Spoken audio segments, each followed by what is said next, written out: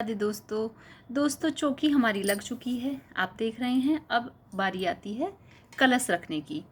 तो कलश कैसे रखें, तो सबसे पहले हमें उसके लिए ज़रूरत होगी एक कलश की। तो इस तरह का एक कलश आप ले सकते हैं। उसे कुछ इस तरह से आप डेकोरेट कर सकते हैं, चंदन से और रोली से। इस पर आप स्वास्तिक बना सकते हैं।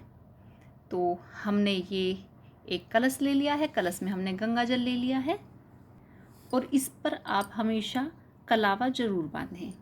और जहाँ पर हमें कलश स्थापना करनी है वहाँ पर हम थोड़े से चावल इस तरह से रख लेंगे। इस तरह से आप चावल रख लीजिएगा। आप चाहें तो इन चावलों को कलर भी कर सकते हैं। और इसके बाद में आप इस पर इस तरह से अपने कलश की स्थापना कर दीजिएगा। और इसके बाद हमें ज़रूरत पड़ेगी आम के पत्तों की।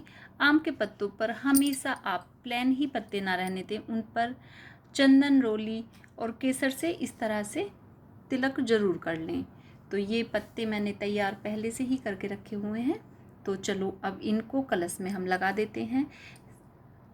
कलश में पत्ते लगाने से पहले कलश में हमें डालने होंगे पान डाल सकते हैं आप, सुपारी डाल सकते हैं, इलायची डाल सकते हैं, लौंग डाल सकते हैं और सिक्का तो आप ज़रूर डालें। तो दोस्तों हमने एक पान ले लिया है, सुपारी, लौंग और एक सिक्का। इन सभी चीज़ों को हम कलश में डाल देंगे और भगवान का आह्वान करेंगे कि भगवान से प्रार्थना करेंगे कि आप सभी इस कलश में आकर पूजा में उपस्थित हों। इसके बाद हम पत्तों को इस तरह से लगा लेंगे कुछ।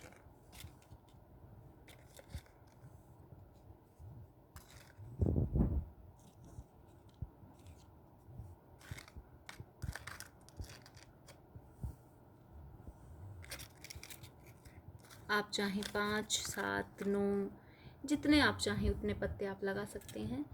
मैंने 7 पत्तों पर रोली लगाई हुई है तो मैं 7 पत्ते ही एडजस्ट कर देती हूँ कुछ इस तरह से।